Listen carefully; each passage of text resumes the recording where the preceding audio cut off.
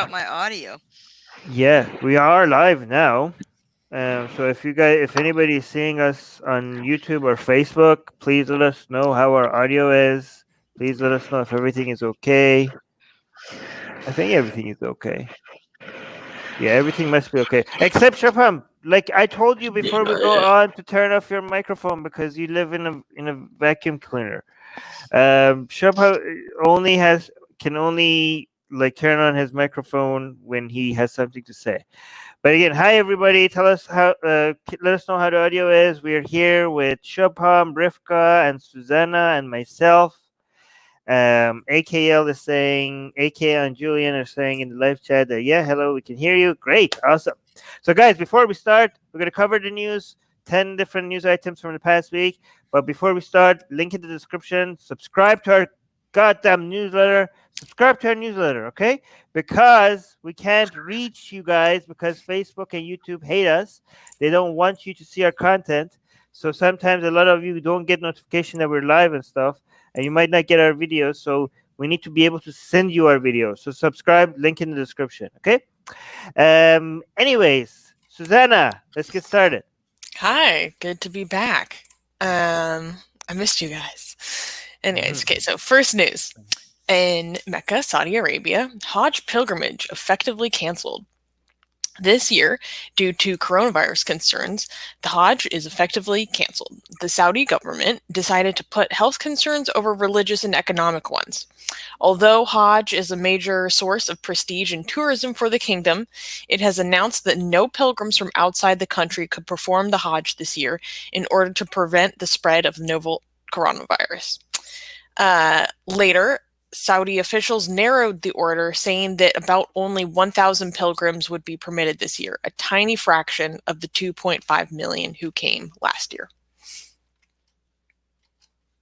I didn't think stuff like this could happen. Like I had to go look it up. It seemed like it happened a couple of times in history, but before, like for Muslims alive today, this was like, wait, what? Hajj can actually get canceled? Like we didn't know that was a possibility. This is for Muslims. This is an extraordinary event. I think Hajj been canceled around 4 times in history. Your point that it's an extraordinary event is exactly what they're saying in the article. Like they're tearful, they're beside themselves, they're just besotted with how horrible this is that this has happened. So yeah, it is extraordinary and it's really affecting them.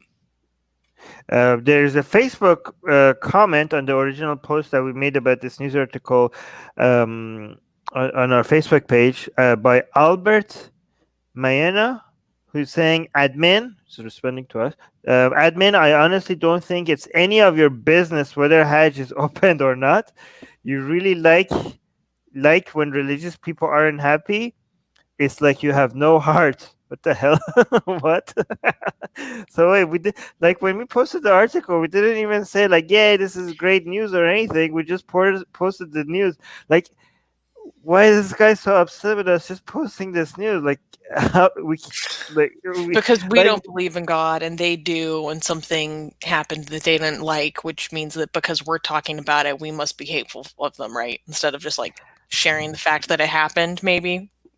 I mean, we don't. I mean, we do get offensive a lot when it comes to religious stuff, but this shows that even when we're not trying at all to be offensive, just somebody has a problem with it. Like this shows, like you don't even bother with not being offensive to people because just posting a link to a goddamn news article makes these people upset with us. And actually, we were commenting on how extraordinary this was and how it only happened a few times.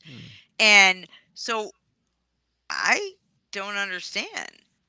But whatever, it's about that person, not about us, is what I'm guessing. True.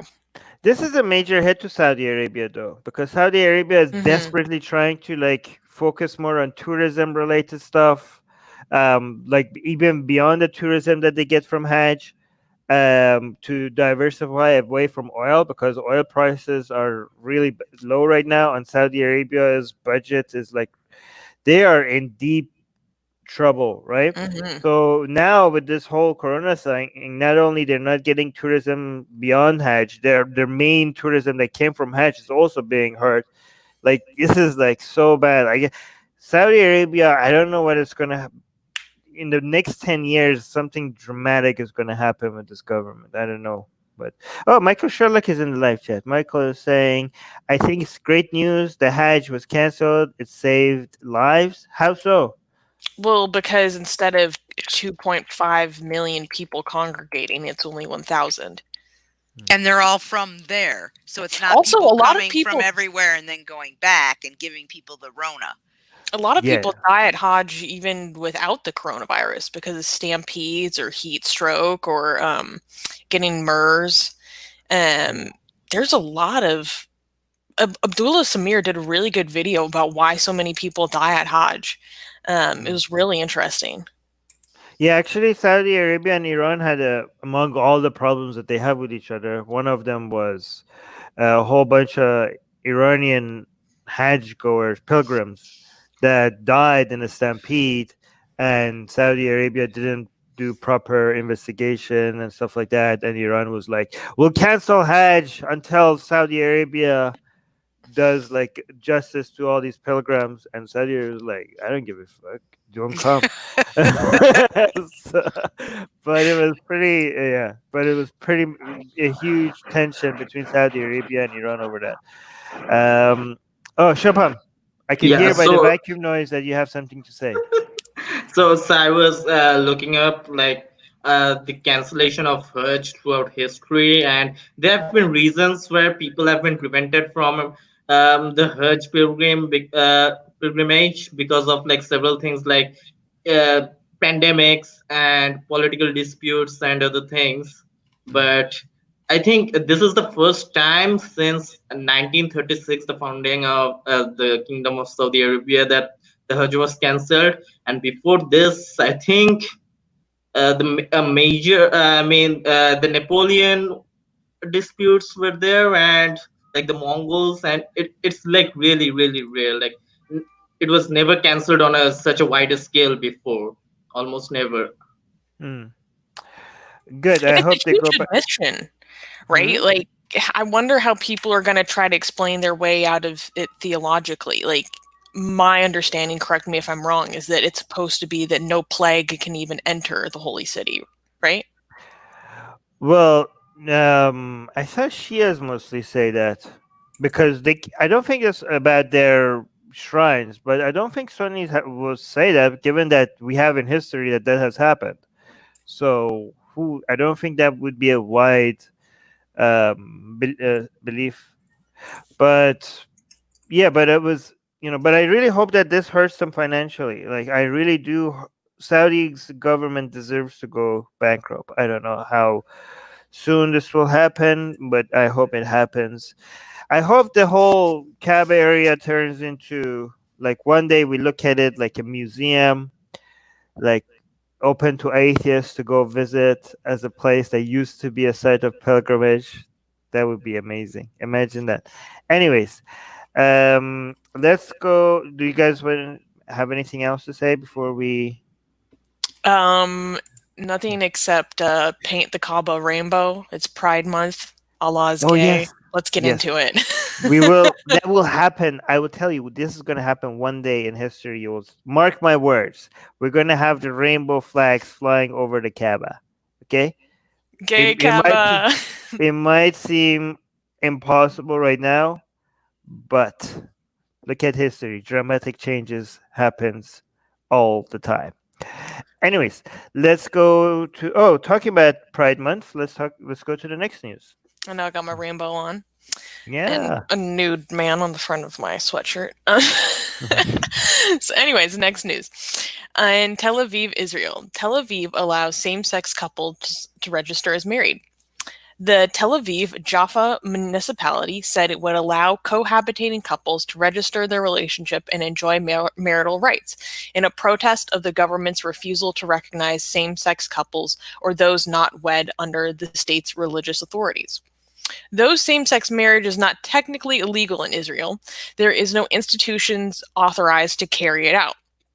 Quote, in honor of Pride Week, we decided to challenge the government and allow couples to register on the basis of a declaration, said the mayor, Ron Holdi. He continued, quote, we hope the government will also enter the 21st century and advance the law the rights of the LGBT community, the right to marry, to equal parenting, to protection from hate crimes and workplace bullying, and more, end quote. Wait, what took them so long? Rivka. Well, this is only in Tel Aviv, and it's not. This is specific to LGBT people and in celebration of Pride Month. But this issue with not being able to get married is across the spectrum in Israel, from interfaith marriages to people who were married in synagogues that weren't Orthodox, that aren't blessed by the rabbinate, to, we discussed last week, lots of Soviets who have been dechosen. And so it's this contentious issue about marital choice, and then who has the right, and who the domains of religion, state authority, and it's created these lines in politics too. And so a lot of people, even so Tel Aviv is doing this. They're allowing them to have the benefits of getting married, but they also have a civil union that the government recognizes, but people get married out of state or out of the country, then they can come back. Now this isn't specific to LGBT people, but this is the larger problem with the religious authority controlling the entire civic life of, their life about marriage and the laws governing marriage, who can get married, what rabbis, where, and then there's the divorce problem. If you want to get married or get a divorce, you have to get a get, which only the men can give. So it's this giant religious morass, and LGBT people are caught up in that. But if you open it up for LGBT people, then you open it up for all kinds of other people, interfaith couples, people who have been divorced, converts, people who were dechosen for whatever reason. So it kind of goes hand in hand, and a huge percentage of the Israelis, even Vivis, all want that. Even some Orthodox. Why are they so behind on this in Israel? Because they have to play this political game with the ultra-religious in order to use them to control the voting blocks. So they kind of give that off. And this is also an old system that they kind of inherited from the Ottomans. Everybody gets married in their own religious group. So, institutions, yeah. Yeah, the institutions. So the Jews are all controlled by the rabbinate. The Muslims all get married within that Muslim institution. The Christians, the Druze. So everybody has this box, and only within that box are they allowed to marry, divorce, Just to avoid this already, because some people are going to say like, oh, I mean, you say Israel is behind, but look at in that region, compare Israel to its neighbors, and you can see how Israel is doing so much better when it comes to secularism and the influence of religion and politics compared to its neighbors. Israel is doing very well, and my response to always that is like, that's a very low fucking standard. Like, are you serious? Like, you're gonna compare yourself to who? To Iran and Saudi fucking Arabia and be like, oh, we're better than them? Well, congratulations. Iran is also better than North Korea. You don't get a medal for that. Like, but based on what it thinks, how things should be, not based on this Islamic countries, based on how things should be, Israel is very far behind. They are far behind in terms of what the state sanctions, but you could leave, get married in Europe, and come back, and then that's not good enough. You're still allowed. I'm just saying, there's all these loopholes that people do, and it's ridiculous. And they do have a pride parade. for sure. And it's probably the safest place in the Middle East to be an atheist. I think Michael is joking. We say Armin won't give Israel its due. Why? It is so progressive for an ancient civilization. Okay. I think it's okay. All right. Susanna, Shubham, do you guys want to add anything before we go to the next news? But I just wanted to No. bring something up. Like, some of this has had, it's not just the LGBT situation that is related to this whole thing about the overreach of religious authorities, the imposition on secular Israelis that they have within their life, in terms of marriage, divorce, all those things, daycare, support for children, all these services that are offered, and then trading it off with these ultra religious people who want to control certain aspects like marriage, but yet they don't go in the army, they don't do all the other things that the Israelis do, they get money from the government.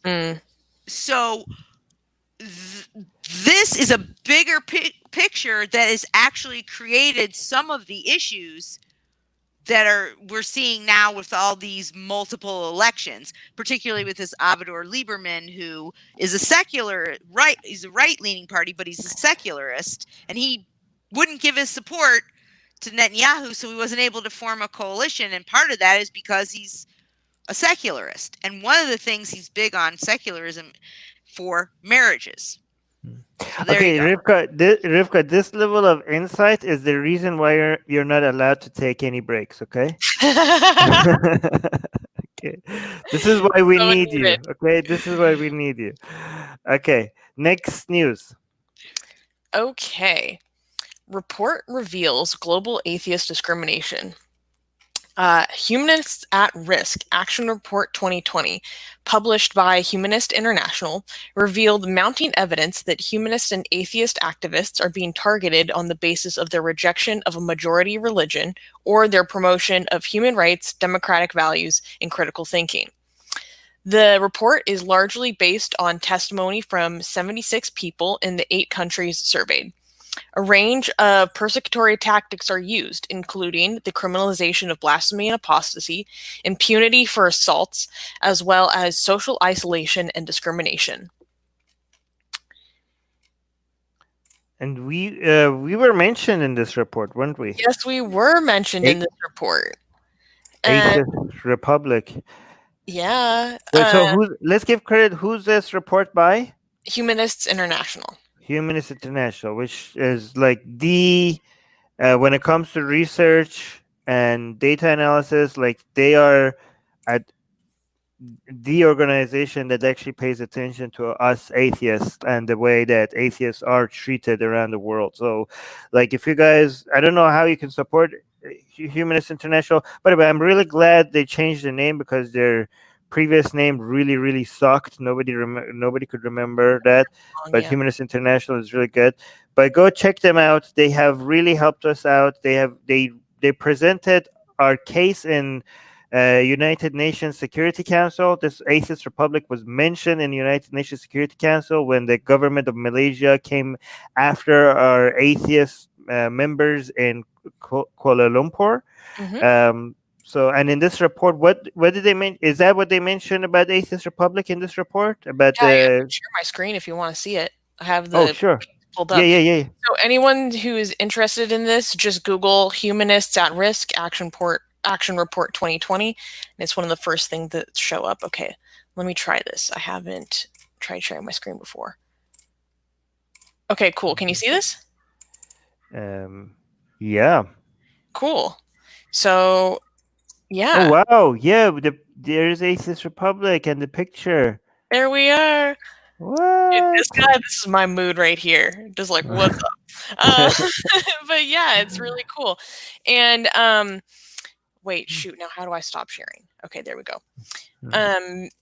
What's really cool is they highlight a bunch of people and specific cases in throughout the world. And one of the most important cases that they're highlighting right now is Mubarak Bala, who is still presumably imprisoned by the Nigerian government for blasphemous, in quotations, posts on Facebook, and he was the president of the Humanist Association of Nigeria. So still free Mubarak Bala. I'm really happy that they decided to make his case really featured in this report. And they also feature a lot of stuff about Pakistan, which I found really interesting. So I encourage everyone to go read this report. And they even provide a whole section for each country that they highlight, a list of recommendations. Oh, is there an Iran section in that? I want to read that part. This report didn't actually highlight Iran, which I was a little bit disappointed by. But they highlight, let me see here, Colombia, India, Indonesia, Malaysia, Nigeria, Pakistan, the Philippines, and Sri Lanka. Oh, I would want to read the Philippines as well. Michael Sherlock in the Facebook live chat is saying Atheist Alliance International fix your grammar, Michael. Is collaborating with Humanist International on a case in Algeria where an ex-Muslim woman burned a Quran on TikTok. Oh, are we covering that news? We should be covering that news. Oh, we've Maybe- been promoting GoFundMe. We did already. We did. Okay. We did talk about it. Okay, good. But if anyone is interested in learning more about that case that Michael just mentioned, just Google "save an ex-Muslim who burned a Quran on TikTok" and GoFundMe, and you can learn more about this case and help save this whole family, basically, in Algeria, because they're facing a lot of death threats and they need to be relocated. Okay, so by the way, atheists are one of the most persecuted groups, persecuted by being persecuted. How about that? Yes. Minorities in the world, and the one that gets the least amount of attention. You know, the level of shit atheists have to go through around the world. If any other minority group was going through that, it would be getting, worldwide coverage. Cover. I mean, imagine. Anyways, I have already talked about this many times. But what's the name of the news agency? Is it Rutgers or Rugers? They were going to make a huge feature. It's Reuters. Right. Thank you. Oh my God, my dyslexia. They were going to do a big feature on Mubarak Bala, and then they didn't when they found out that he was just an atheist activist and not an LGBT activist. They decided to drop the story. So yeah, people aren't compelled to take it as a serious problem as much as any other identity group, which is a big problem. Yeah. So, and again, a lot of some people might say well, why do we need a report like this? Isn't it obvious? Blah, blah, blah. I mean, we need reports like this because we don't want to go to people well, it's obvious. People are no, where's the fucking data? Right? I'm not going to just go based on what people see, the personal experiences and shit like that. That's not convincing. We need data like this. So Humanist International is putting their effort behind this really helps. At least we have something to show people to go hey, look, this is a real issue that we need to deal with, right? And again, by the way, we're not just because when we say atheists are victims and being oppressed, we're not claiming that about ourselves. People are oh, whoa, poor you. No, I mean, I'm fine. I think the rest of you guys are also not. I mean, I don't know about Chopin, but the rest of us are not being that. We're not victims at all. We're not claiming that we're victims just because we're talking about other atheists that are victims. We're not telling anybody to be oh, poor us. No, we're fine. By the way, Chopin, you want to say something? Yeah, so because this report mentions India is one of the 8 countries where they did the studies as well, survey as well. I wanted to mention yeah, just like you were saying, we are not talking about ourselves. I mean, I live in India. I'm an atheist, but I've never been really ostracized from the society for being an atheist. I've been for other reasons, but not for being an atheist. But even in the most liberal societies in India, atheists, maybe they're not directly ostracized that much, but people have this mentality that if someone doesn't believe in God, they're immature and they don't know what they're talking about. Like, if you just let them know, oh, you don't believe in that stuff, then they will not take you seriously at all. Like, Yeah, this has but happened in my own family. Like, if I ever say something, they're like, oh, you will grow up and realize there's a God. I'm like, no.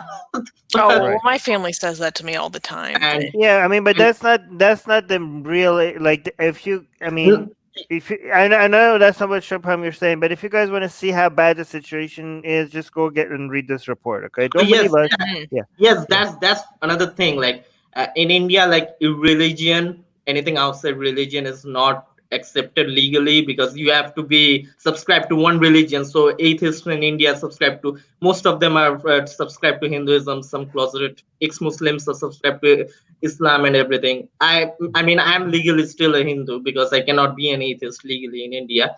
But Mm, there was this one guy who actually like fought really hard in Mhm. the courts to get an atheist and no caste certificate, because he said, I'm an atheist, I'm not a Hindu, so I don't need a caste either. And that he was granted the certificate, but then what happened is no one gave him a job because And he's then an they took the atheist and he certificate didn't have a away. caste. Because you have to legally, you have to mention in the forms what your caste is everywhere. wow. And if you are an atheist and without caste, you cannot do that, and they won't give you a job. So he didn't get a job, and I didn't follow him what happened next, but that's what happens when you try to be in like legally That dude atheist was in awesome. India. He had atheist like tattooed huge on both of his forearms. So it was just like bam all the time. So Yeah. Michael Sherlock is on Facebook Live chat saying atheists just want the right to be sane without being hunted down because we don't follow the dangerous illusions of our ancient ancestor. One thing I want to admit is like we have to be careful because eventually, when this civil rights movement of atheists picks up and becomes at some point, I'm hoping it will be taken seriously because right now, as nobody thinks it matters compared to other minority groups. But when it does, we have to be careful. We have to learn from all these other civil rights movements not to overcorrect, because the overcorrection always damages the movement. Like we are not at, we shouldn't. When we finally do get the attention that we deserve, we shouldn't ask for privileges. We shouldn't ask for special treatment. We shouldn't be telling people not to make jokes about atheists, or oh, this is offensive or that is offensive, or that people need to pay for crimes of the past and shit like that. We just need to be like, hey, we don't claim superiority to other people. We just want to be treated just like everybody else. That's the only thing we want. We want to be treated equally and not overcorrect. That's what. Okay. In the Facebook live chat, Yuval was asking me, was a Nehru and atheist, and 6:57 a.m. timestamp. And yeah, I mean, Nehru, the first prime minister of Republic of India, he was an atheist. But even then, like our first prime minister was an atheist, but still atheists like ostracized in India. So that's the situation. Oh, where did Susanna go? Jesus, we lost our newsreader. Let me see. So, You want me to eight. read? Oh, there we go. We have her back. Oh my god, I don't know Oh, what here happened. she That comes. scared me. Oh.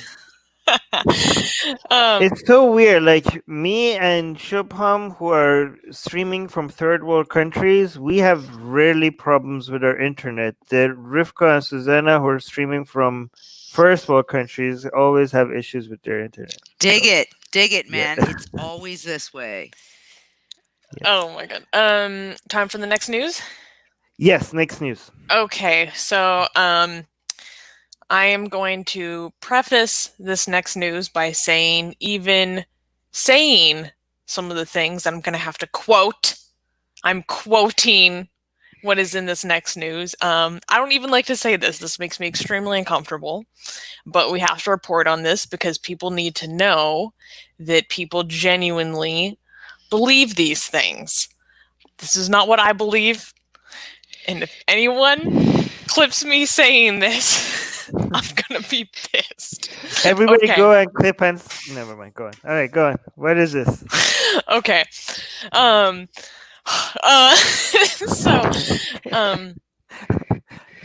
and also, please share this news to raise awareness, because this is going to get deprioritized so fast, because this is very sensitive information. Yes, Soha. Please like, subscribe, and share. Okay. Oh, God help me. Brazilian pastor prays for second Holocaust in Rio de Janeiro, Brazil. A Brazilian pastor prayed to God to, quote, destroy the Jews like vermin and bring about a second Holocaust during a sermon in Rio de Janeiro. Quote, God, what you have done in World War II, you must do again. This is what we ask for in our prayers to you. Justice, justice, justice. End quote. Pastor Tupirani Lahore, da Hora Loris, shouted at his church, a small and radical evangelical congregation, which is called Sinagoga Sem Fronteiras, a network of that a network of synagogues in the Jewish community of Brazil filed the complaint for incitement against the pastor with the federal police. And the federal police have said that they're looking into this case. So yeah, that made me very uncomfortable just to say. But it's important that, opinions like this are terrible, but we need to hear them.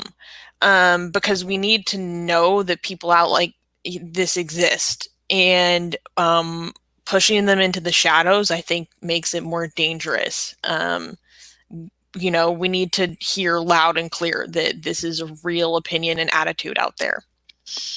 He also brings up, all these things about Jews leaving God, repenting, killing God. So, because he also said, massacre the Jews, hit them with your swords. They have left God. They have left the nations. And then he also said they contrived. They went with prostitutes. And when they were told to repent, they said they would do it, but they lied. So is he talking about conversions, forced conversions? What, and how that they've left God, and then so the thing about it, you were saying it makes you uncomfortable to say it, is like, yeah, it makes me uncomfortable to hear it, but it also makes me uncomfortable because I actually have gotten, not necessarily religious messages, but I have gotten messages like this, as I'm sure other people have gotten, and it makes you uncomfortable. And there's people out there that are, preaching this, so it's makes me uncomfortable. And I think anti-Semitism, for me, it's weird. It touches a weird place in me because of just being raised by people who are always worried about it too. Mm-hmm. For good reason. And very much so. Apologies to our Brazilian audience for absolutely butchering that Portuguese. Yeah. Smithy in the live chat was saying, at least he doesn't deny the Holocaust. That's true. That's true. He just, the problem is that he thought it was a great thing. We got a super chat, 10 Canadian dollars from Ben. Oh, thank you. Oh, wow, nice. I don't know how to say this. C. Vendaval Luzana. And he or she is saying, hey, heathens, these guys are doing a great job. Put out your credit cards and chip in a couple of bucks. Oh, wow. That's nice. Dang, thank you. Yeah, bring out the collection plate. Well, that this is sort of personal, but the anti-Semitism is part of the reason why I got another dog after my dog died, honestly.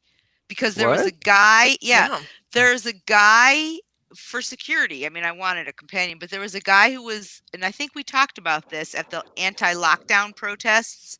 There was a guy in Ohio who was shown photographed taking a sign. It had like a rat with a big nose, and he was wearing a yarmulke, and it said the real virus, and he had a Star of David. And so sorry, I'm just looking at the That's right. comment. I'm just gonna ignore it. But anyways, this guy came to the town a few miles from me and apparently was arrested because he was thankfully turned in, but he was asking around. He was carrying a machete, incendiary devices, and he was open carrying a weapon, because I live in an open carry state. That he was looking to find where the Jews were, if anybody knew where the Jews congregated, because he wanted to kill Jews. Wait, That was should I the block same this guy. one? So, anyways, that's just personal thing. But because we're just talking about atheists under attack, and not I'm an atheist, but there's also people threatening to hurt people all over the world, and now I feel it like personally a little bit. Yeah, so Rivka is feeling, the atheism and also the being the Jewish ethnically. Shobham gets that from being an atheist and also being trans, so he experiences a lot from that, trans stuff. Susanna gets that from being an atheist, ex-Catholic, but also from being ex-Antifa. So this is all intersectionality coming, anyways. But and you're just apostate, ex-Muslim, and from Iran. Well, yeah, you're an ex-Muslim and from Iran. Some people don't like people from it. It's so crazy. It's ridiculous. Yeah, but I just want to be fair to Catholics, because a lot of people on the Facebook post were like, "Oh my God, look at what Catholics are saying." To be fair to Catholics, like 99.9% of Catholics, I mean, maybe 0.999% of Catholics would look at this priest and be like, "What the fuck?" Well, right? This guy was evangelical. Oh, evangelical? What's he? Brazilian pastor. That's a vein of Protestantism. Whatever Christians in general. Catholics do have a big history of Jew hating. It's not exclusive. Yeah, again, I don't want to hold they're people the ones who say they killed Jesus and stuff. Yeah, but whatever. Okay, but I don't want, when we say history, people have a history. I don't want to. I want to make sure that we don't hold people today responsible for what their group did like before, right? People. So the reason why I said this guy is Catholic, is because it's Brazil, and Brazil is very Catholic, so he's not Catholic.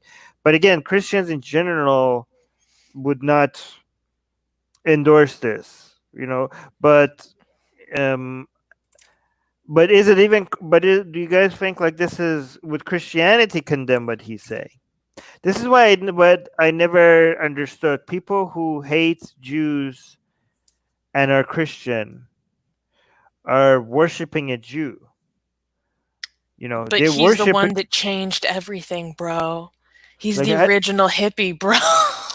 He's not a Jew anymore, though, right? Because he started his new thing, and he died on the cross, and he came back. And well, honestly, I think that some people would say no, but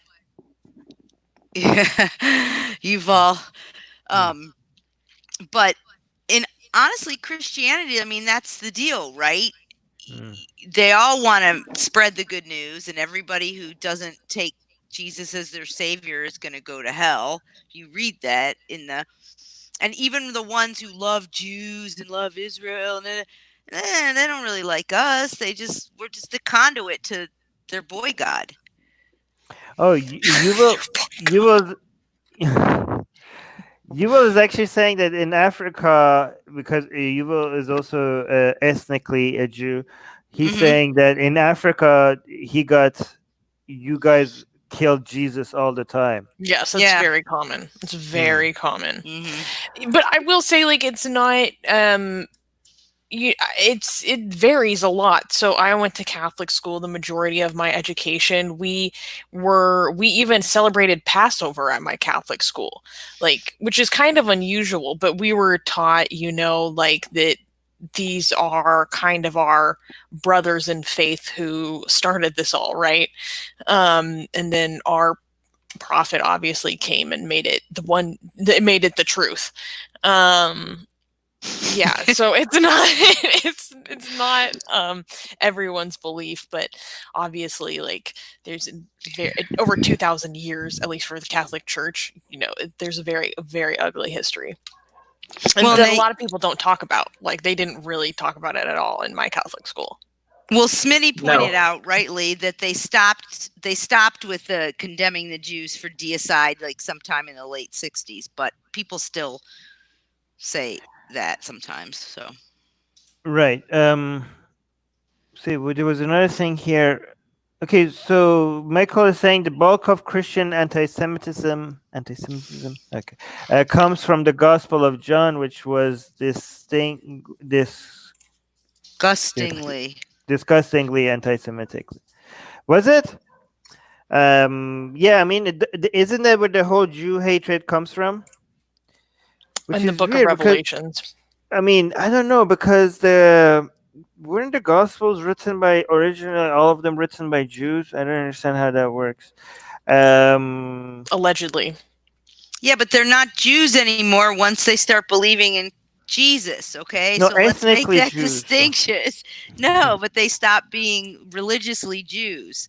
Mm. And they start being Christians, which didn't exist before this happened, whatever that is. Right. Just to be clear, though, Jew hatred predates Christianity. I think the first main people that started it as a trend, like, was beyond just during were the Romans. After the revolt of the Jews against the Romans, I think that's when it really started becoming like Romans love to treat all their enemies as if they're barbarians and start marketing against them and doing propaganda against how uncivilized and destructive they are. And I think after it wasn't as bad when the Jews were being good subjects to the Roman Empire, and the Jews also had a whole bunch of PR. They sent people to Rome to talk to the politicians there on their behalf to show how the Jews their philosophies and their religion is compatible with Hellenic philosophies and their way of thinking. And they even tried to argue to Romans that how Judaism could be seen as humanist, and individualism is promoted in Judaism. Like, they tried to do that, and it worked, right? A lot of the writings of the Jews started changing in style and looking more like Hellenistic philosophy, just so that they could appeal not to the Jews but also to a wider audience, to show how Jews could live among non-Jewish societies. And it did work very well for a time, until there was a revolt and the Romans went on full on, violent against the Jews. And then the constant attempts to liberate Jerusalem from the Romans made the Roman propaganda against the Jews constantly continue, and that basically got stuck in history. Everybody started copying that ever since. Right. Yuval is saying the theory is that when the Jews rejected Christianity, the Christians turned to spread it among the general public. So they adjusted the story so that the Jews were the main ones to blame and Romans not so much. Okay, well. And Michael Sherlock is saying the Levant first became influenced by Grecian culture with Alexander the Great, Hellenistic company. Yeah. All right. Yes. Okay. Let's go. Oh wait, one thing I forgot to read about Brazil in the Facebook post. Danilo is saying Brazil is now infested by religious bigotry, has no future to Brazil anymore. They are in politics. The president himself is one of them. They are in Congress. They are influencing in the schools. Their children, they're growing everywhere in Brazil. Yes, like Brazil is fucked right now with religion is taking over Brazil's politics. So Which it's gives really us a sad. good plug because we just launched our Oh, yes. Brazil Atheist Republic channel. Yes, So yes. if you speak Portuguese, we now have a channel for you. Yes, we will soon be like if you guys want to find our Atheist Republic's other channels, if you go to our main YouTube channel, we will link to all of the other languages of Atheist Republic on the right side of our main channel. So, and then I'm also going to announce it on my personal, not just on Atheist Republic, but also on my personal Facebook and Twitter account as well. So, look out for that. And yeah, so thank you to Fanny. She's not here today, but she's leading our Portuguese YouTube. We right now we have Persian, we have Arabic. We English. will. Hmm? English. Oh yeah, obviously English. We're now studying Portuguese. I really want to also do Spanish or do Malay, Indonesian, Bengali, all of these. But we need again, if you want to support us, support us financially. Patreon link in the description. We need your support to be able to continue doing all of this stuff. Anyways, next news. Okay, Armin, in the private chat of the StreamYard, I put this guy's name because I'm going to need help pronouncing this. So. Wait, where is this from? Okay. Iran. Okay. Good. So Iranian Ayatollah says women on bikes ignite men's sexual desires. So Iranian Ayatollah Ahmed, oh my goodness, Alamul Hoda. I need to see. Oh, Ahmed Alamahdi. Okay. Oh, okay. Said in a sermon that Khamenei has said it is forbidden for girls and women to ride bicycles in the vicinity of men of whom they are not related. Say that name one more time for me. Doesn't matter. Just okay. He said that the purpose of this is to protect women's honor and to prevent men from having sexual urges. He said that it is the job of the municipalities to establish parks and areas for women's only exercise. He added, quote, for a girl to ride a bicycle on the roads in university turns her into a fire that ignites young men's sexual urges, and it makes universities a center of corruption. This is something we will fight against, end quote. Okay, first of all, this guy's name, even though he's Iranian, his name is in Arabic because, of course, he's fucking religious, and that's why Persian, obviously his name is going to be Arabic. So my pronunciation of it is probably worse than yours. Oh, okay. Yeah, so I don't know. But, okay, so he's saying that women on bikes ignite men's sexual urges. I gotta ask, have you ever been sexually ignited by a woman riding a bike? Well, I get sexually excited by women doing technically anything. Yeah. So, Yeah, but so he's right, is what you're telling me. He's right. Yeah. But Armin's not Armin is a reasonable human being who can control himself, and we don't have to treat him like a child. That's And so I'm saying it's this kind of stuff is, in my opinion, not only is it degrading to women, it's sexist and degrading to men too. It is. Yeah. To be fair to him, he riding bikes is pretty sexy for women. But there's all kinds of things that are like that. Right. I don't know. It's just anything to do with the legs really pisses them off. Like the girl who was a medalist and won a medal for Taekwondo, she was like shamed for being told that she shouldn't do any sport that causes her to spread her legs or whatever. And I'm like, she's kicking ass. Like, God damn.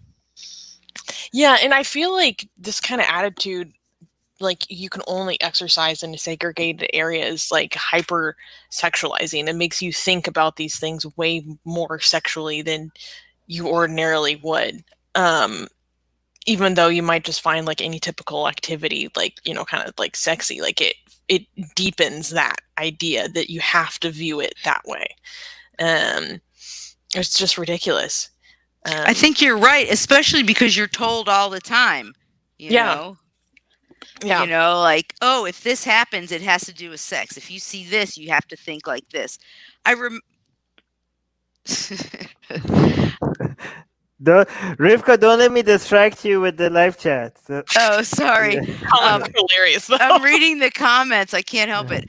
I remember this something I read one time. They were filming a movie about Afghanistan and Iran, and the filmmakers wanted to do something for the village that they were working in, and the women didn't have a hammam, a bathhouse, so they wanted to make one for them, and they refused because the men in charge said no, because men might walk by the women's hammam and they'll know that they're naked inside there.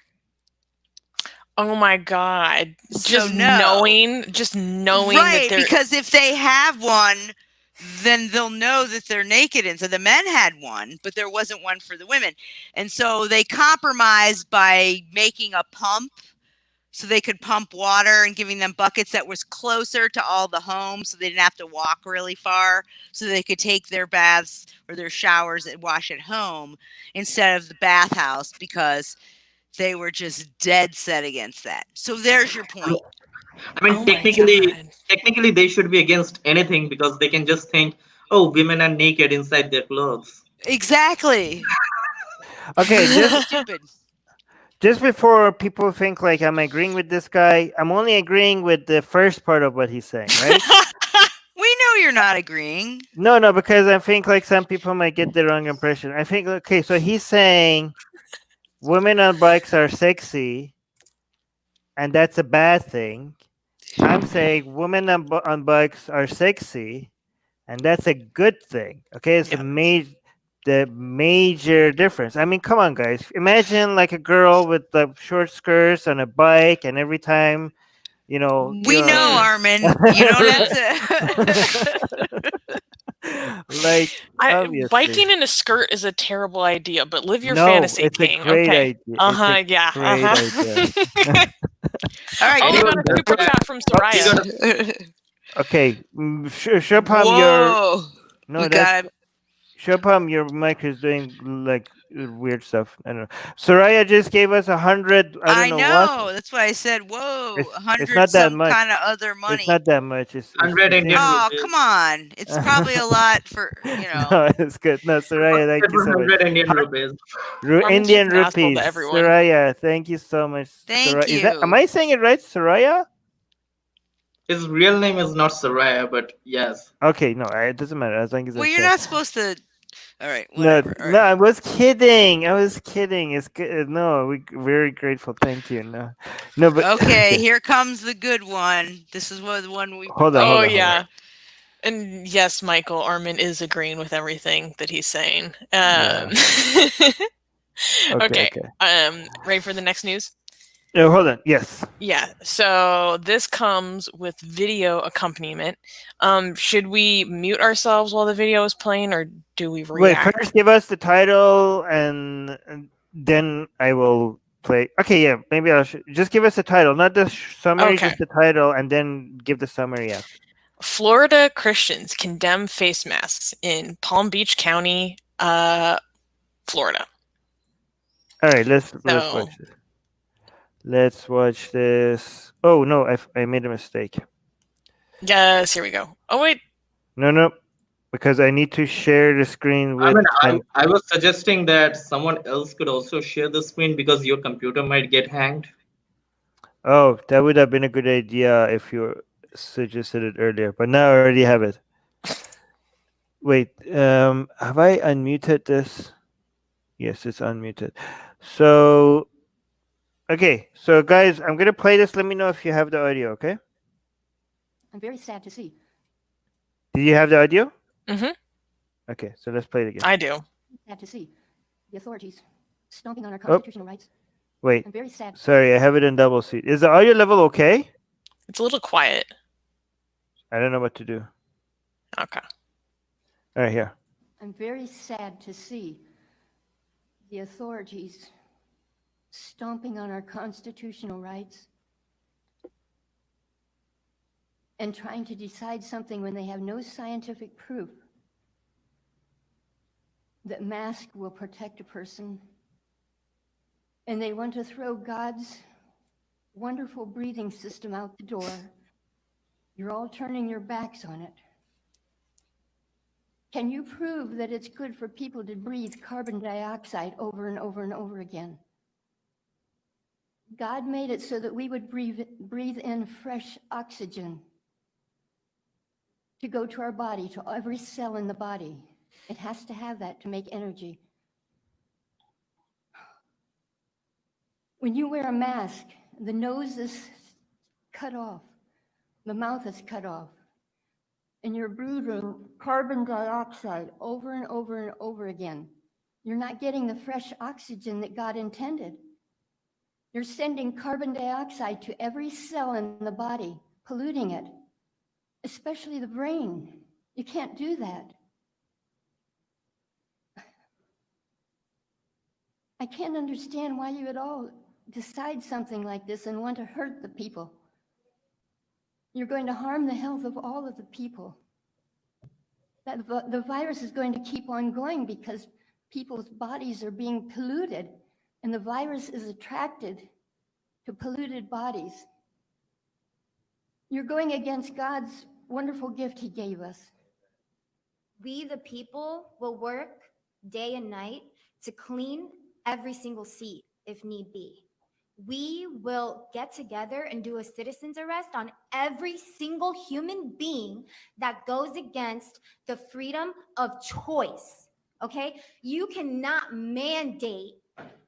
literally cannot mandate somebody to wear a mask knowing that that mask is killing people. It literally is killing people. And we the people, are waking up, and we know what citizen's arrest is because citizen's arrests are already happening, okay? And every single one of you that are obeying the devil's laws are going to be arrested. And you, doctor, are going to be arrested for crimes against humanity. Every single one of you have a smirk behind that little mask, but every single one of you are going to get punished by God. You cannot escape God. You cannot escape God. I'm gonna say that again. You cannot escape God, not even with the mask or 6 feet, okay? 6 feet, like I said before, is military protocol. You're trying to get the people to train them so when the cameras, the 5G comes out, what? They're gonna scan everybody. We got to get scanned. We got to get temperatured. The kids have to go to school with masks. Are you insane? Are you crazy? I think all of you should be in a psych ward right the heck now, because none of you know what the hell you are all talking about. This is insane. And then you want to open this meeting with a prayer to God. Are you praying to the devil? Because God is not listening to that prayer, because all of you are practicing the devil's laws. What happened to Bill Gates? Why is he not in jail? Why is Hillary Clinton not in jail? Why are all of these pedophiles that are demanding you all to listen to their rules? Why are they not in jail? Oh, is it because you're part of them? Are you part of the deep state? Your time has expired. The deep state is going down. And if any of you are in the deep state, you're going down with it. I'm finding that you are disrupting this meeting. Jesus. That's okay. So she mentioned that. Okay, good. Susanna, you want to read the summary before we start commenting on this? Okay. Commissioners in Palm Beach County, Florida, unanimously passed an ordinance requiring face masks in public spaces. Some of the people who delivered public comments denounced the decision as an attack on their freedom. One lady accused officials of trying to quote, throw God's wonderful breathing system out the door. Another speaker said the masks are killing people and that the commissioners are obeying the devil's laws and that they'll be punished by God, that 5Gs are coming after the people, and that the commissioners should be, quote, in a psych ward. Meanwhile, Florida has seen a record spike in COVID cases this past week. Okay, that whole, I mean, all of it is insane, except I really like the devil's law part. Like, that should be a thing. Obeying the devil's law, what is that? Can we have that? I mean, Like, that sounds like the next that's- T-shirt. That sounds like a party to me. Like, I don't know, but that seems like metal. in a Hell very yeah. good I mean, what do you yeah. think comes first, like eating babies or orgies? In the laws of what you have to do. Why not both at the same time? All right, Rivka. Well, I would like to point out that this was a council meeting that had just passed an ordinance that masks had to be worn in public. And did you notice that the people that she was speaking to, I think they were all men, none of them were wearing masks? I thought they were. In some of the No, videos, there was one guy. There was one guy in the foreground who had turned around to look at her that was wearing a mask. But they were in this circular thing, and they had like a screen in front of them or a plastic guard, and they weren't wearing masks. So, anyways, that's neither here nor there. But it is germane to masks. Is it weird that I feel bad for that second lady? I think like she's so far gone that she needs help. Like, I mean, it's funny and all because it's all just crazy, and we could be like, "Wow, this is insane! I can't believe people like this exist." But at the same time, I'm like, "Holy shit! Like, how could you even survive? How could you even?" Susanna, stop hitting the mic. sorry. It's okay. How could you even survive? How could you even go through your life? Like, if that's how your information processing works, why are you not dead yet? Like, why haven't you like drank something till now that killed you at some point? It seemed like she was having loose associations or flight of ideas or whatever. She was moving from like one thing to like she started to talk about mass and God and then Bill Gates and then the 5G comes down and yeah. But I just thought it was funny that she's Her crazy. theories were something like I wouldn't even think of in elementary school. Like that was some crazy stuff. Yeah, so how common is this kind of belief? So there's probably a viewer who's a little bit more familiar or up to date on it nowadays. But I have a suspicion that she is a follower of QAnon because she was using a lot of terminology that they use. They are always talking about deep state. They're always talking about the devil's laws. God, and they in a different clip I saw, she talks about like 6 feet in military lingo, and they have all these conspiracies about public life trying to be militarized. So QAnon is basically like the granddad. It's not the granddaddy. I mean, it's like if every conspiracy theory somehow was loosely tied together. So it's kind of like the conspiracy theory of all conspiracy theories. And unfortunately, I'm very concerned that the Q theory is becoming more and more widespread. It's basically a cult with no specific leader. I mean, Q is kind of their leader, but no one knows who Q is. It probably isn't one singular person. But one of their beliefs is that Donald Trump is basically chosen by God to end the deep state, drain the swamp, so to speak, and expose all of these elites as pedophiles who harvest children to drink the juices that come from their pineal glands. It sounds very Alex Jones. It is. It seems ties really in modern a lot. Conspiracy theories. It is. It started on anonymous, like 4chan, 8chan, those types of forums online, and supposedly Q is supposed to be someone who's working within the government himself in some capacity. I'm not as familiar as I would like to be, and it changes and evolves so quickly over time. It's really hard to keep track of what they actually believe. Which makes me think that this Q person may, or who Q whatever, consortium, whatever they are, could be nobody, could be tons of people, could have been one person, could be somebody trolling, could be, the Russians or some other country trying to inject shit into this to fuck shit we already said the big H, so it doesn't matter. Hello. You throw everything at the wall, because situations like that, especially 4chan, 8chan, those are great for opportunists to just get in there. And so I'm not sure about any of it. What's real, what's not real, who believes, who doesn't believe, who's purposely making stuff up to see who bites. To create havoc, to sow discord, to troll people. Yeah, I saw an interesting comment by Boogie Monster Mom. Wait, Armin, can you scroll back up? It was at 7:03 p.m. She's saying, can you imagine going through life thinking that way? It would be utterly exhausting, feeling as if you have to look over your shoulders all the time, unable to trust anyone, shaking my head, blah, blah, blah. Well, she didn't put the blah, blah, blah. That was me. Yeah, I think it's really tragic.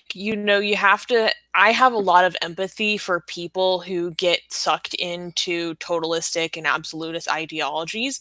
And in a lot of ways, it's religious thinking. Totally. Thinking about it's utterly exhausting, feeling like you have to look over your shoulder all the time, unable to trust anyone. When I was dealing with a lot of the way I was conditioned religiously, I felt that way a lot. Except, the target was different. And then when I was in the far left, I'm still dealing with the paranoia that was conditioned into me. And sometimes I have a hard time doing the podcast because I have such a conditioned phobia of online surveillance and being tracked by the state. Whether or not that is reality based, I still sometimes have a hard time getting my mind unscrewed by it. It's really tough. And, this is why I think it's important to talk to people you disagree with, because one of the main ways that people will change their minds is they have to have positive experiences with the people who they least expect to have positive experiences from. Right. I wanted to make a point, though, where you were... Don't let me distract you with the live chat. Sorry, go on. Because people in the podcast... the haberdasheries. The audio version of this, people are going to think like you were laughing at what Susanna said. So just look. I mean, she could be. No, I was laughing at yeah. somebody's comment. I forget who, about Big H. Okay. No, you were saying about the far left, though, and the Q thing and the Trump thing, is that honestly, some of these things very similar. Like the super far left, some of these far right people have very similar conspiracies about certain things, and they cross in very bizarre, weird ways. Yeah. And it's really interesting to me how similar they are about some of their anti-state and some of their conspiracy theories, and some of the people that they dislike. Like a lot of these far right people and far left people both hate cops, which is, or the government. It's Wall Street, all kinds of rich people. Horseshoe theory, definitely. Yeah, horseshoe theory is real. It's just a very interesting dynamic how that happens. But this lady seems cuckoo for Cocoa Puffs in the red shirt. I encourage people to look into QAnon and not please don't get into this cult. But I do think that it is going to be an increasingly popular belief if you're in America. It's probably international at this point. Well, because they hate globalists and stuff. Which is code for Jews, by the way. Yes, it is. But I think it's important to familiarize ourselves with these, because they have a lot of code words that are important to pick up on, like where we go one, we go all. If you hear someone saying that, you should look into what they're associating with for sure. So on the Facebook post, not the Facebook live stream, Patrick is saying it's not... Okay, so this is in response to the title. The title said... Florida Christian condemns face masks for blocking God's wonderful breathing system. And Patrick responds by saying, "It's not the breathing system that is the problem. It is the virus your God created and is threatening to destroy that system." Yeah. I mean, if these people, never mind. This is pretty obvious. Bernard is saying, by the reasoning, clothes of any kind should be a problem. Vic is saying, great. Shall we save God's wonderful breathing system from God's horrible coronavirus then? Because God ain't doing shit. All right. Michael in the Facebook saying Coco for Cocoa Puffs. Michael keeps quoting us. Yeah. All right. So, do you guys have anything else before we go to the next news? No, I just encourage, having compassion for people who seem like they're too far gone, because people aren't always too far gone. Well, here's the thing, though. You can laugh at them and be compassionate at the same time. Like, some people think, like, oh my God, we should have sympathy instead of laughing at them. You could do both. One doesn't. Of course. One doesn't negate the other one, right? So, I mean, it's hard if you think like it's hard to have sympathy for them. If you tell people having sympathy for them requires you not to find us funny. If you send that message out there, then less people are going to be able to have sympathy for them. We could be like, laugh, and then also be like, okay, how can we help you now after you laugh, right? So that's it. Anyways, next news. Okay. Oh, Shabam territory. Yeah, some positive news. Okay. Indian state rules same-sex couples can live together. So in I might need help with saying this, Shubham. Uttarakhand, India. Uttarakhand. Thank you. Consensual cohabitation between two adults of the same sex is not illegal or a crime, the Uttarakhand High Court observed recently while hearing a petition.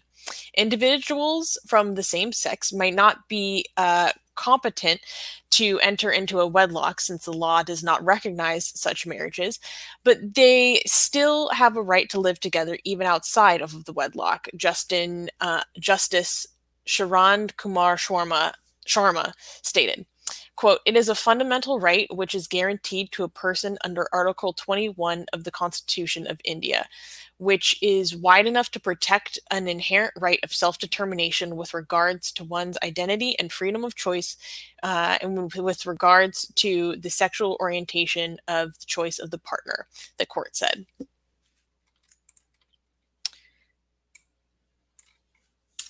So, yay. Token Shubham. Token Hindu.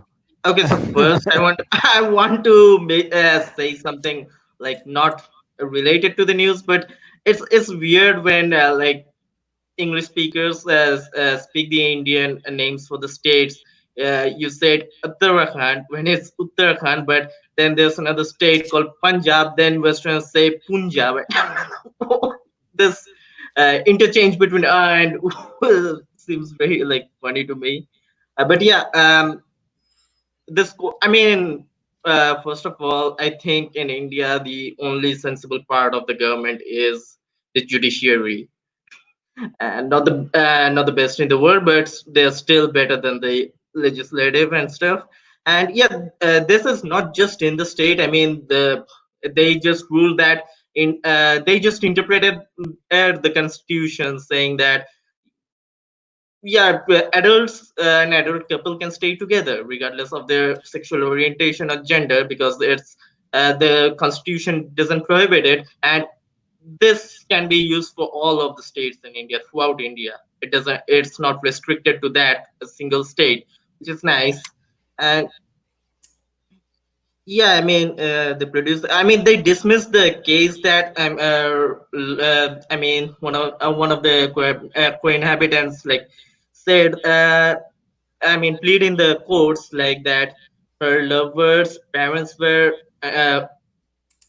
was the word detained her in the house, and that the court dismissed it, saying because I think Never said that no, it was not. She was not being forced inside the house. She just stayed on her own will, which could be like true or could be false. Like she was pressured into saying that something. Wait, We don't know. okay, can we? But okay, can you give us like a little bit of a history? Like, don't go into too much detail, but India keeps, they first legalized gay marriage, and then they were like, "Oops, sorry, no, we didn't," and then Not like they gay tried. marriage. Not gay marriage.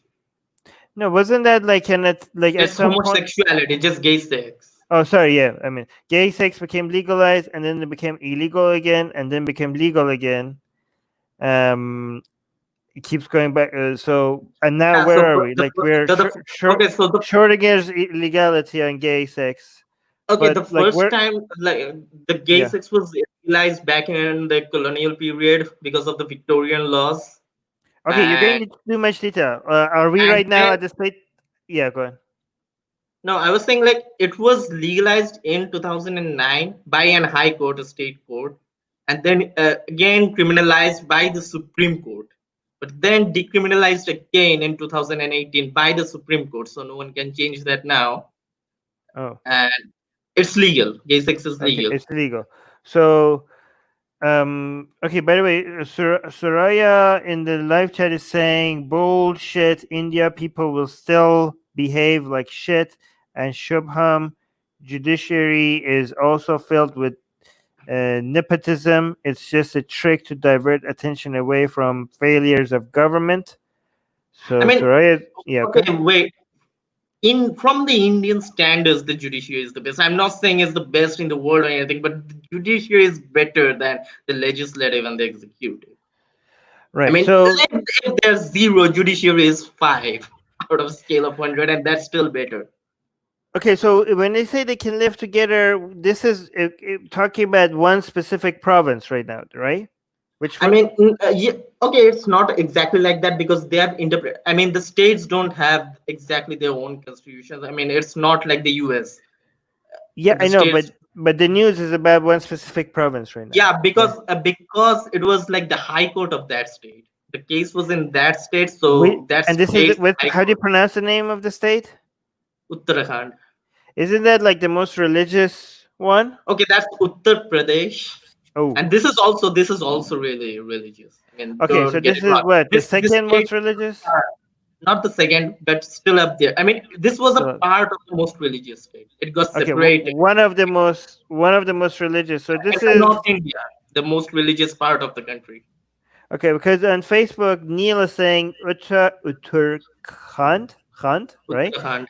Uttarakhand is a super orthodox Hindu state. Believe me, it's a baby step, but a big deal. Keep going. Do you agree with that, Chopin? Yes, I think it is a big deal. I mean, Big I deal. wouldn't have expected the high courts to have ruled otherwise because, I mean, they don't really have any reason to prohibit a couple living together. Just, I mean, they cannot have any legal reason. There's nothing in the constitution to prevent a couple, regardless of the gender, orientation, whatever, to live together.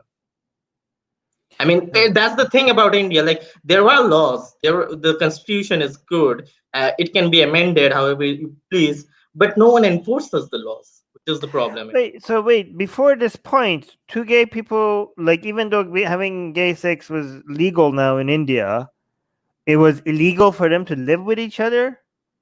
Not really. I mean, people. It wasn't really illegal. I mean, they could come out But and if live. I there's mean, a some room, people like would harass them, and okay, the police could have harassed them. Like the cops. I hate the cops. okay, I'm not talking about if it was enforced or not, but was it technically illegal? I don't think. I mean, this is a case where I think. I don't think they would have suffered something like. No one could have made. But what if Something you're against them. gay and all of a sudden you're roommates and you're just roommates, but then you're not together, but all of a sudden you fall for each other and now you're roommates and also fucking. So legally That's you not have to. illegal because that has happened before. Okay. That's happened before. I mean, yes, of course, after like the gay sex Okay. got legalized, but okay, This is so discuss. weird. Like yeah. I Go on, think Rivka. that what it's saying is the court is just issuing a statement based on a habeas corpus petition. They're not overturning a law. No one's brought something before the court. They just issued a statement when they dismissed the habeas corpus. I mean, they just interpreted the Constitution. They didn't give any laws or anything. Right. Because the one woman brought a habeas corpus suit saying, which means like bring the body or produce the body, right? Who she was trying to force them in a plea directive to the government to produce this person in the court, which was her, as you said, lover, who she said was being detained by their parents. But then they said, no, that's not the case. But regardless, it doesn't matter because according to the Constitution, there's nothing to prevent two same-sex people from living together. It's not illegal. It's not a crime. That's correct. And that's Don't yell because your microphone cuts out. Say that again. I think when they were from what I'm reading from this, just the last word that got cut. That they were saying that even though they're dismissing this case, it doesn't matter anyways because there's nothing in the Constitution that would prevent someone from living with another person of the same sex. Yes, true.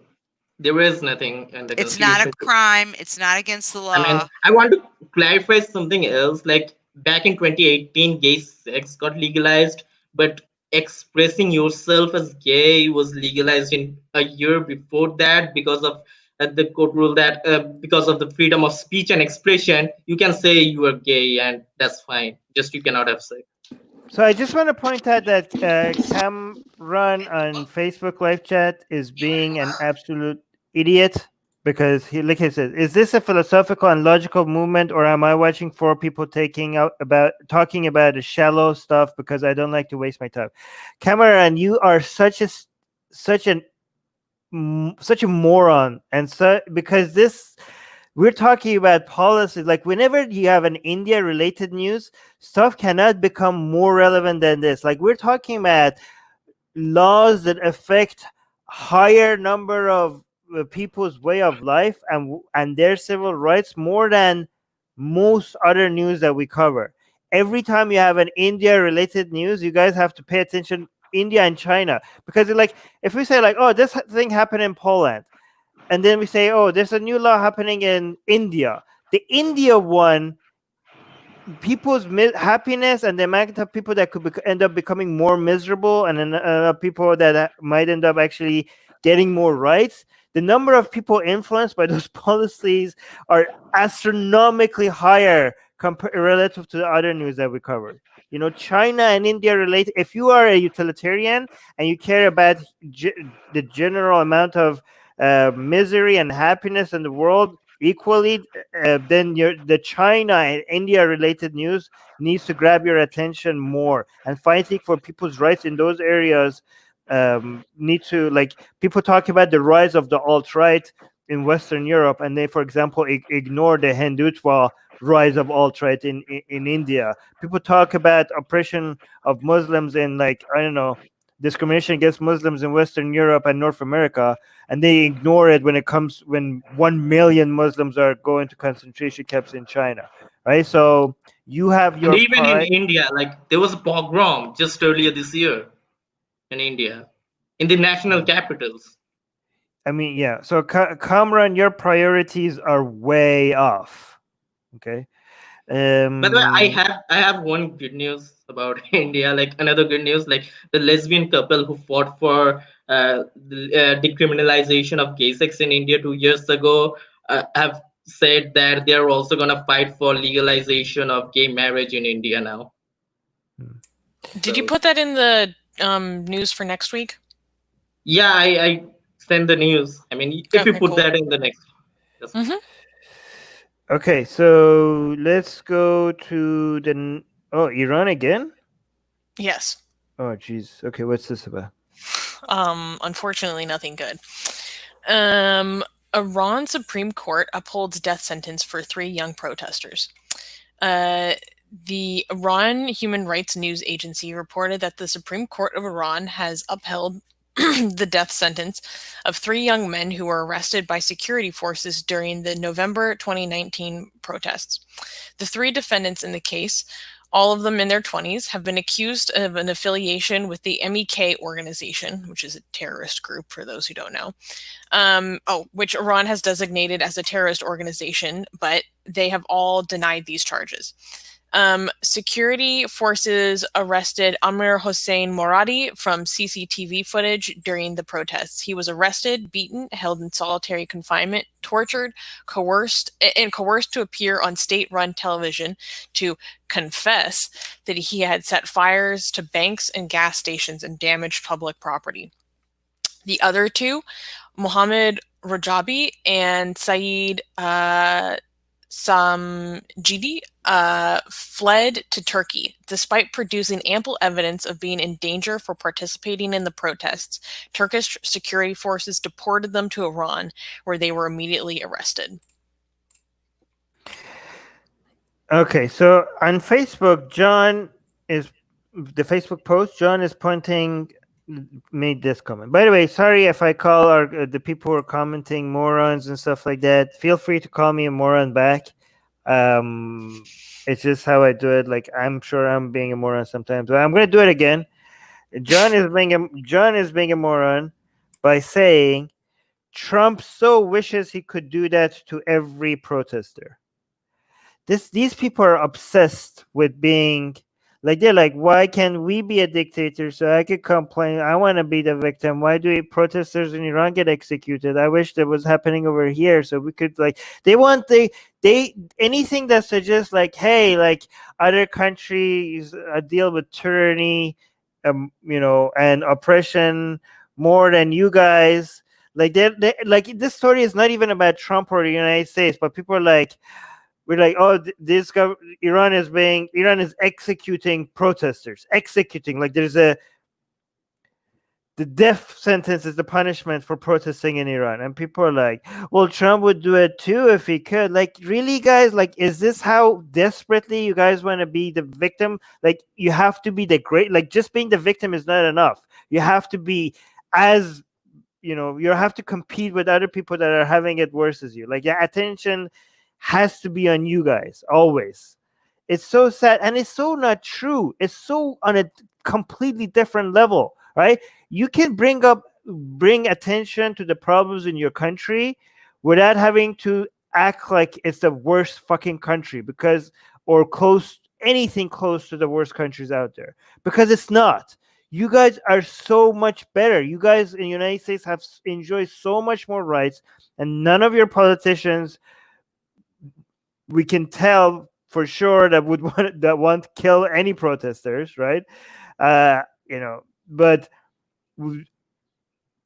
you can admit that you have it a lot better without. That doesn't mean that you shouldn't be fighting for more, right? Admitting that things are better in your country is not the same as saying, oh, so are you saying everything is good now? Like, I mean, come on, guys. This is such a case of stupid whataboutism. People can think outside the binary. Like, it has to be either all bad or all good. They cannot be like, some things are bad and some things are good. People just can't process that, I guess. Yeah. Okay, come on, Danielle. Are you serious, Danielle? Danielle saying Trump asked whether he could use tanks on protesters, Armin. Okay, you guys are delusional, guys. Sorry, Danielle, but he didn't say that if he could use the tanks to shoot at the protesters. Like, can we just bring them out as a force of intimidation? And guess what? Trump is a fucking moron, and that's stupid. Okay, and he's bad for the country. Okay, all of that. I agree with all of that, but it's not even close. It's not even close to the theocracy. Susanna, you have your hand up. I just wanted to make one clarifying point. So they had all previously been sentenced to prison and lashes, but this death sentence has not been officially announced. It is a lawyer who has contacted this human rights news agency anonymously, obviously for fear of his own safety, has informed this Rights Watch of these sentences of capital punishment. So yeah, just to clarify. Yeah. So yeah, just to be clear, like it's not even,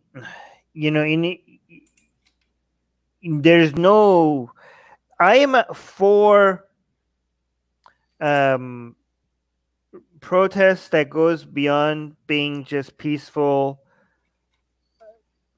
If the government has made peaceful protest illegal, like in Iran, right? So here's another major difference, right? In the United States, you have a choice. You could do peaceful protests, and you could also do not so peaceful protests, right? One of them is legal, one of them is not legal. A major difference between United States and Iran is that the peaceful protest is also illegal, right? You have no fucking voice. You do not have the right to assemble. You do not have the right to come and say, fuck Khamenei, I hate him, he should be like, yeah, that's a death sentence. I'm sorry. Like, okay? You do not have that. Okay? This is so fucked up. And by the way, we're talking about these 3 protesters that are going to have death sentence for protesting in Iran. But according to Reuters, the number of people that were killed during the protests is more than 1,000, right? More than 1,000 people were killed in the streets by the government for protesting. And that did not get the attention that it deserved because the government effectively shut down the internet over on the entire freaking country for about a week. And when they turned it back on, it was like yesterday's news. So all the videos that were coming out didn't get the attention from international media. It really worked. It really worked, for Iran, just turning off the internet. I didn't know they could do that, to turn off the internet on the entire country. It was the first time done ever in any country. So that was, very impressive, and their tactics worked. Let me see what people are saying on the. Oh my God! Here's another point. Just like Antifa wants for Trump. Oh my God! This is another delusion from the other side. So see, both sides want to bring this back to the U.S. The people that hate Trump, they're saying, "Oh, this is exactly what Trump wants." The people that hate Antifa are like, "Oh my God, Antifa would do the same thing as the Iran's government." Like, as long as you just have to bring it back somehow to the U.S. and be like, "Oh my God." Michael is saying more than 1,000 people killed for protesting in Iran, but what about Trump's statement about, oh, fuck off? Yeah, exactly, Michael. Yes. Again, I'm not saying this is not an endorsement of Trump or Antifa or anybody. I'm just saying you can bring up problems in your country without making it seem like you're worse than even North Korea or something like that. Do you guys want to add anything to this? No, not really. I wanted to piggyback on what you said, Armin, about making your country the worst. I think that that's very common amongst a lot of people, particularly in my experience. And I missed the comment, so I don't that set this off, so I don't know. But I just know that in my experience, particularly with a lot of lefties, is it's part of the, and it can happen with anybody, as we saw from the Antifa comment, but it's this flip side of which was the right side, flip side of like we're the number one, American exceptionalism thing.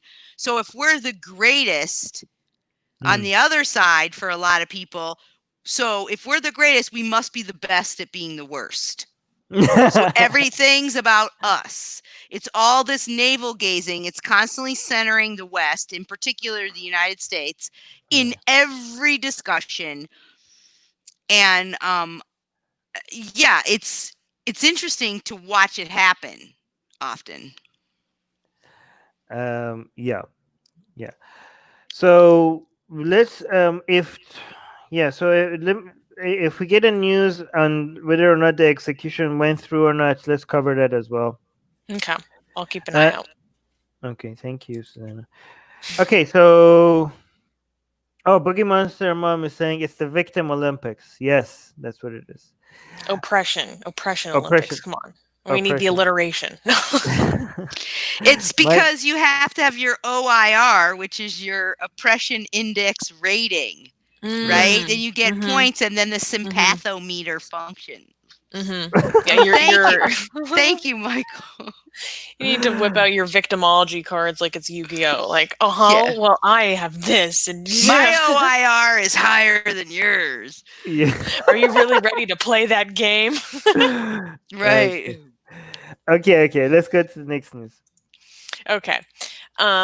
Christian extremists insist homosexuality is bigger sin than slavery.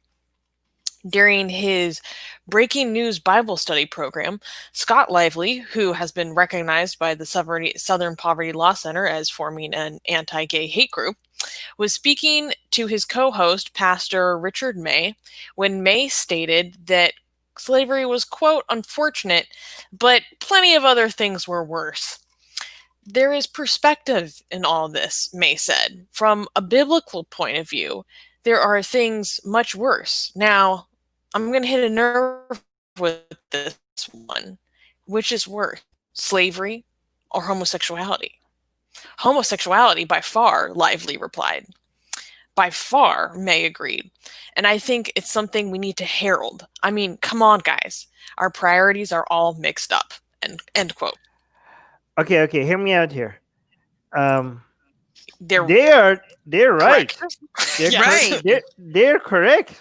I mean, first of all, according to Christianity, it's not like they're saying which one is the bigger sin, slavery or homosexuality. Slavery isn't even a sin. So what are you talking about? One of them is not even a sin in Christianity. So yeah, of course. In the Old Testament, what's even worse than slavery is wearing mixed fabrics, eating shellfish, boiling a kid in its mother's milk, not resting on the Sabbath. I mean, the list is so long.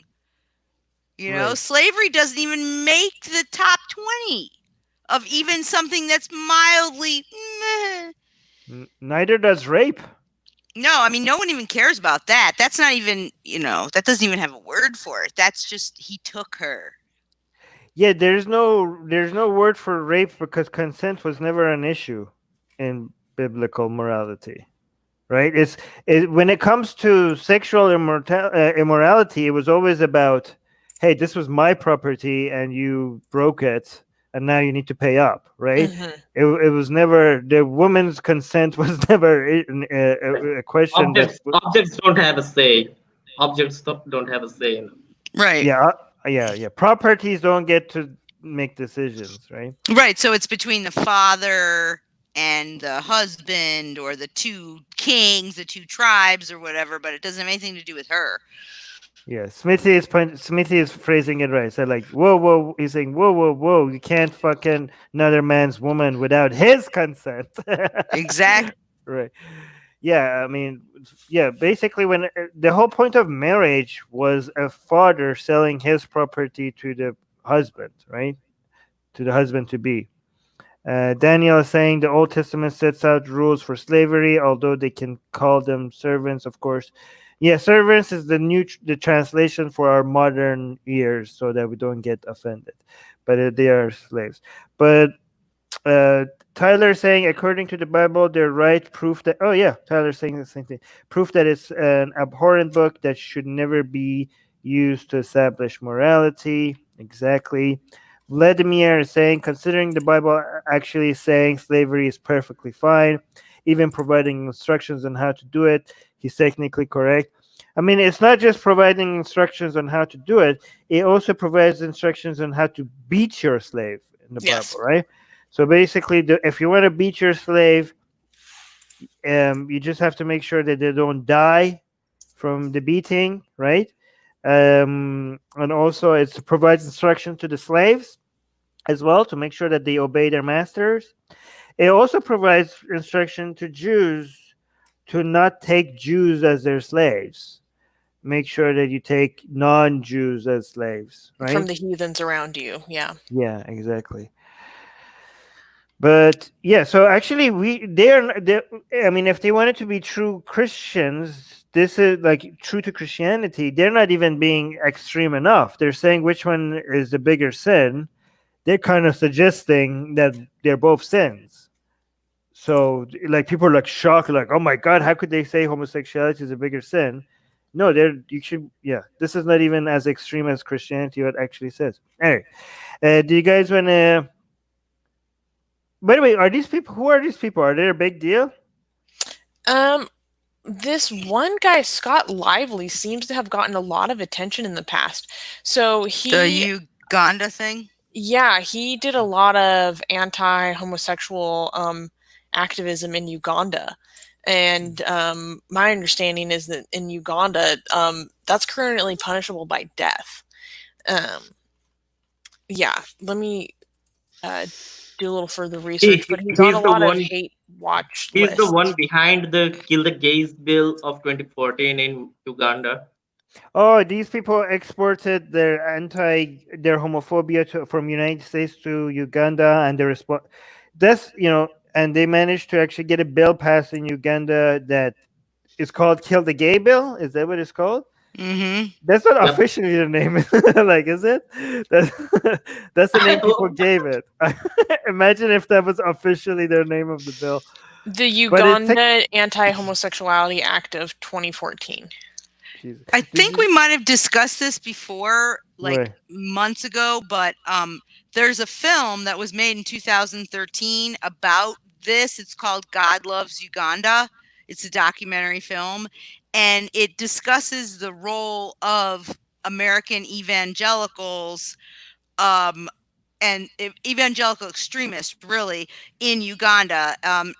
This was when they had the first bill to make homosexuality punishable by death, because they had one, then it went away, then it came back, so it's gone through several machinations, or maybe it didn't pass the first time. I don't quite remember, but in this film, God Loves Uganda, which I think you can just even get, maybe even on YouTube. I don't know. I didn't pay for it. I saw it somewhere a while ago.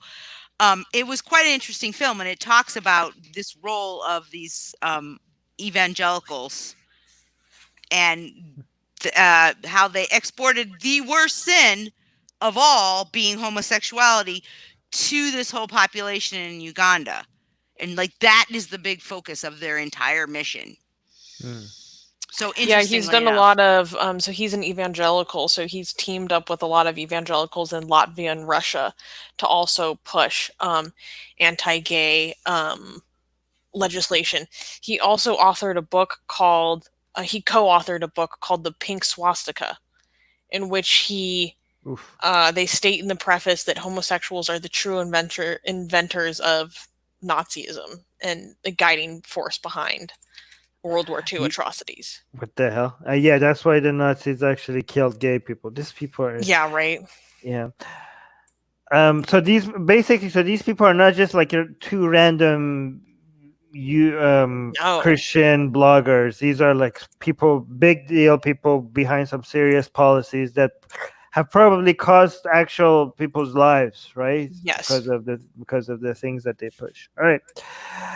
Good to know. All right, next news. Okay, last news. Egyptian actor's transgender son sued for Instagram post about LGBT activist suicide. 2 Egyptian lawyers filed a lawsuit against Noor Hashim Salim, son of film and television star Hashim Salim, after he posted a video on Instagram in response to the death of exiled Egyptian activist Sarah Higazi, whose death we covered last week. Quote, "It is a conspiracy against Egypt to give up our culture and morals and let homosexuality spread amongst young people." Ayman Mahfouz one of the two lawyers who filed the lawsuit said. Strict action should be taken up against people who seek to destroy Egyptian values and religious beliefs, he added. While homosexuality is not outlawed in Egypt, it is obviously a conservative Muslim society, and discrimination against LGBT groups is rife, with gay and trans people facing instances of assault and torture, according to the Human Rights Watch. Okay, wait, this is confusing. So, Egyptian actor's trans son sued for Instagram post about LGBT activist suicide. There's so many things happening here. Do you need me to break it down? Yeah. Okay. So there's this famous television star, and he recently came out as publicly welcoming and loving and celebrating his son's transition to be authentically himself as a man. Okay. So that got a lot of news recently.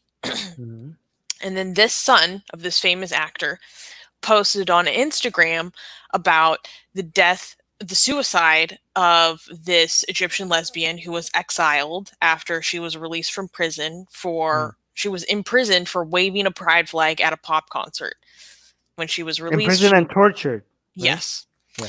And then she fled to Canada and lived there for a few years before she unfortunately committed suicide recently. So this son of the actor, who's a part of the LGBT community. Yeah, he's a trans himself. Okay. Yes. He made a post about Sarah's death. And because he made a post in support of the community and about Sarah's death, he's being sued for what he put on his Instagram. By who? By 2 Egyptian lawyers. Okay, the lawyers in Egypt are always responsible. Seems like not always, but they're suing people a lot or bringing charges against people a lot, because I think it was Sharif Gaber was lawyers, and then Mohammed Hisham was lawyers.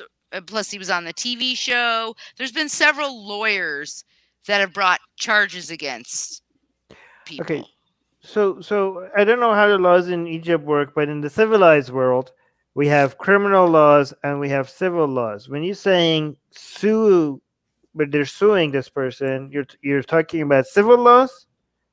And if it is, I mean, over what damages? Like, if you are suing somebody with civil laws, you have to claim that you have caused damage to somebody. How are they going about proving that? I mean, these are lawyers, so they should be able to. Like, they're you made saying a post. It destroys Egyptian values and religious beliefs. It's a conspiracy to give up culture, spread homosexuality among The support young people. of some, really, like saying somebody who I committed. don't know if they're suing him in civil court or if they're suing him in, but I'm guessing, I don't know. It doesn't say. It says a lawsuit. So I'm assuming it's civil. Oh, because charges would be criminal, probably. Yeah, and it's really unfortunate. So this actor's son, Salim, he wasn't available for a comment, but he made a second post recently saying that he was in poor mental health, and that all the online criticism of Higazi, the woman who died, has made him feel even more depressed. And he said, "Where is the mercy?" Because obviously I can't speak Arabic, but other people are saying that, in Arabic speaking press, a lot of people are basically celebrating her death. It's really disgusting. Yeah. Kiham is in response to the lawyer saying that they are destroying Egyptian values. He or she is saying they are all living in shadows of what was once a great empire, which was subbed by Islamic invaders. Subdued. Sorry. I mean, Egyptian values. When they say they're destroying Egyptian values, they say that as if it's a bad thing. I mean, they should please, as it stands, Egyptian values, destroying those is a good thing for Egypt. It's in the best interest of Egypt and Egyptian people. Yeah, we should destroy the value of female genital mutilation. We should destroy the value of male genital mutilation. We should, destroy And the value of homophobia. Yeah, and any values that come out of Islam, basically, all of those should be destroyed. But like, how pathetic it is! Like, these lawyers are actually going over someone's Instagram post. Like, you guys are such, have enough resources to deal. Like, oh my God, Egypt is trembling because of the foundations of this country, the values, is being threatened by an Instagram post in support of somebody who's, a gay rights activist who committed suicide. Like, what does that say about your country if this is what threatens? I mean, Sarah was thrown in jail and tortured for waving a pride flag. Right. Honestly, I think it's a nuisance value lawsuit, like that they're purposely doing this to incite other people so that people will see what his post is. Even if people hadn't noticed it, they can point to it and go, look. Like that's basically what someone's saying, Razan Yasmin saying lawyers have sued actresses and belly dancers for acting and dancing. Yes, yeah, these are the similar. And have these lawyers said anything about the fact that the activist was tortured and thrown in jail just for waving a gay flag? Do they see that as an issue that they need to speak against? Probably not, right? Like, that would be in line with their values. These are the values that are being threatened, right? They're like, how dare you? Like, we in Egypt value torturing gay rights activists, and you are threatening or destroying these great values of ours. Right, those are the values they want to protect, I guess. Yeah, Jesus Christ, man. All right. That was our last news. That was our last news. Thank you, guys. Guys, subscribe to our YouTube. If you're watching this on Facebook, hop over to our YouTube channel as well and subscribe to our YouTube channel. If you're watching this on YouTube, hop over to our Facebook and follow our Facebook page as well. And subscribe to our newsletter, link in the description. If you're on YouTube and you're already subscribed and you haven't hit the bell button, what the hell is wrong with you? Hit the bell button as well. And share these videos because we said a whole bunch of things that we're not supposed to say. It triggers a lot YouTube, of things. A lot of things that a we're lot not of big like. Words. A lot of big words, a lot of naughty words that YouTube doesn't like. And because we say these things, our YouTube channel is not growing because YouTube is like suppressing our growth rate. So we need you guys to make it easy for us to be able to say the things that we want. So please help us grow our YouTube channel by sharing our videos. Even if you don't have a big following, sharing our YouTube videos just signals to YouTube that this might be an important channel. So it doesn't matter if you don't have a big following. Just hit the share button and share wherever you want: Twitter, Facebook, whatever, Tumblr, if that's still a thing.